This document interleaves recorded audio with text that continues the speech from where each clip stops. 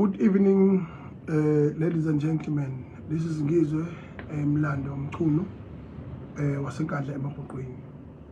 I am the president of the Bhenqa Nation by being appointed by His Majesty the King Misuzulu KwaZulu. I am the president of the Bhenqa Nation and I am the ordinary citizen of South Africa. I have a right of all rules and regulations that govern this country under the Constitution of South African democracy. So it's important that when we get on that stage, we exercise those rights. Gitigini, bantu bakababa, bantu bami, mabhinqa, nabo zonke ingane esizalayo nabafowethu sibalamayo abasebancane nabakhulayo. Iqiniso kumele mabalazi ukuthi umhlaba awuyona into yokudlala. Umhlaba safica abantu abenzi isimangaliso phezu komhlaba. Sifica sebesichazela okunye. Kodwa when you zoom in, you can see ukuthi khona iphutha lenzeka. Mhlazana bese xonga ingonyama emajuda. Bese xonga ingonyama bese xonga ubaba wethu uSteve Biko. Bese xonga ubaba uKhrisani. Yingakho izinto eziningi zingazuzeki phezu kwalelizwe as a result of ukuthi people take everything to heart and kill the vision. But amazwi ashiwo ubaba uKhrisani ubaba uSteve Biko yokuthi you can kill me, but the idea that I live for will live forever. Same thing applies to me. I'm a Zulu by born. I'm fearless. If it happens that I have to challenge my peers that amongst us in the Zulu kingdom, in the Zulu nation, let it be, because the truth of the matter is that our ancestors are watching us. Umuntu nophinda ngene ngeke leyo nto. Ufakazi buvelile ukuthi into engiyikhuluma ekseni izolo. Ngihlaseliwe mina, ngifonelwa ucingo umngami engihlase esho ukuthi kufike imoto eyipholo kwehla abantu bayibiza ngamaphoyisa. Ngamlalela. Ophinda kwafonela ufona umshana wami komunye umuzi wakithi. Wathi kufike imoto eArmera kwehla abantu ababili abanye basale emotweni. Bathi bayazobuza mina ngikuphi. Base bethi ngihamba ngisinda. Emfuna kwalokho manje into eyenzakalayo ngase ngithathe isinqumo soku-addressa i-nation with immediate effect so that I can set the record straight as I did yesterday. Yokuthi asoze umuntu laphinda ngena ivumele yonke. Umuntu laphinda ngena wakwazi ukubekezelela umama kwaMagwaza Msibi. Challenge wavula iqembu lakhe le-NFP. Uze wahamba imama nje ngokuyiphathekela umkhuhlane. Kodwa akazange ahujwe ngesikali. Wakwazi ukuchallengewa ile nkunzi le enadekho le isigwili samabhasi eyino babyface. Awusekho ke manje uface angani mana abhasi asekhona ikhona yona kodwa uface awusekho namabhasi umhlaba nawo asekho. Kodwa ayizange izilokho nje. And wa challengewa insizwa yakwaKhumalo ukhaya. Wazi wayithethisa phambi kwabantu. Kodwa mabethi ke yi awu esigodlweni uthola ukuthi bandawonye.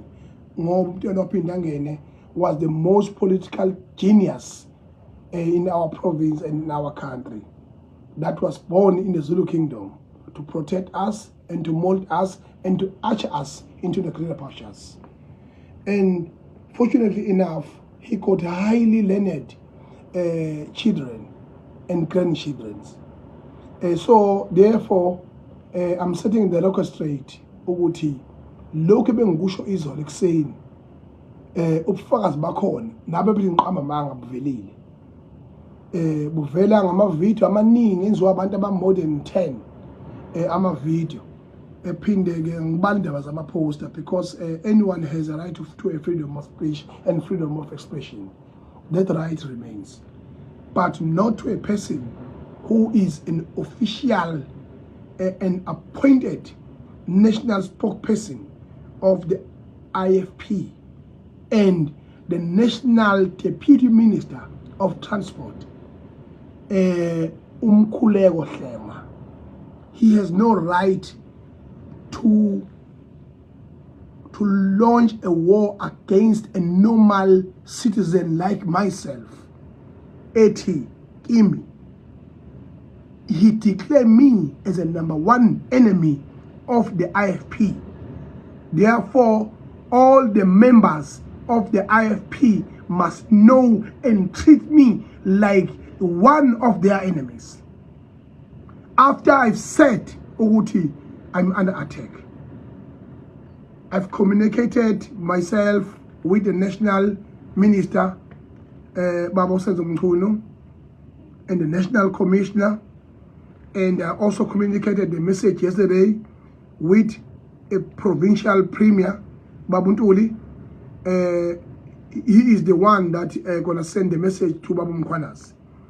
In clear things, I've also allowed to go through the rules and to respect the constitution of this country by going and opening the case against all intimidation that happens in my homes, and all the intimidations happens to myself through messages and through videos by Mkhuleko Hlema. Let's start mbu ekuyisona umholi waso oyistar mbu official spokesperson uyena osethe i-record straight wathi mina umuntu nje wenkatha la ngibona khona akangithathe njengesitha. Amazwi oshilo lawo. Ngifuna yazi ke iNingizimu Afrika ukuthi asile uzodlala la. Azile uzosatshiswa la. Angifuna umuntu olegwala. Noma ngabe ukuphi, noma ngabe uyingane, noma ngabe ukuphi. Ma ukhuliswe ngenhlonipho njengami, kodwa lokho khula ulwela amalungelo akho, uyazi into oyifunayo noyiyela phambili nokufanele uyilwele. Ngeke ke thina sizodlala inkatha ihlulwa ipolitiki. They don't have point to point answering izinto engiyidlalile mina njenge normal citizen. Bona bajaha ukuthi kuthiwe ngithengiwe. Ngithenga ubani? Ngithenga ubani? Ubani yena? Ngiyaqala mina ukukhuluma ngabaholi. Ngiyaqala ngigxeka mina ngashaya abantu umuntu omadoda avuza amafinyela mina. Akaze ngifune mina. Bagcina ukuba kuhayirisha amaphara bebhenguze bengiphuca ifoni yami.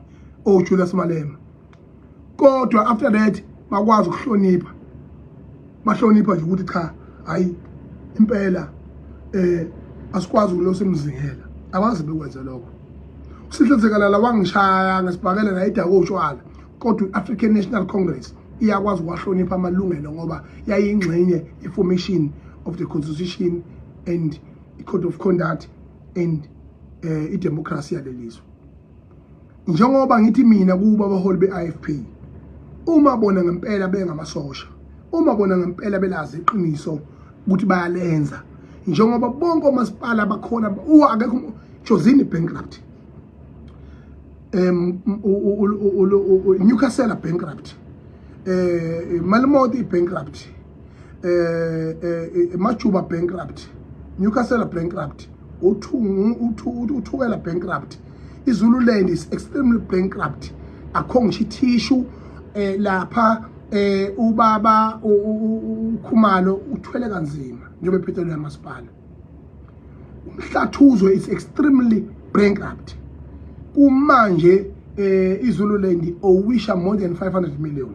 Njengoba kuzongena almost 2 billion imali ezongena kusasa. Leyo mali leyo 1 billion is gone. Uyekweletini. And lezo zinto lezo kumele sithule ngazo singasho lutho ngazo. Mina ngibanga isimuntu mathenda angibangisi umuntu umsebenzi, angibangisi umuntu intombi namfazi womuntu nezipatsha zami zabafazi imini obangiswayo niyazazi. Kodwa kubalekile angakhe insimu yamuntu mina ngafika ngabe kumjondolo wathi mina ngiyakho umuzi wakithi kulensini. Angikwenzi lokho mina, but I'm being intimidated. I've taken a noble decision to respect the South African law and the constitution to open the case against all my enemies.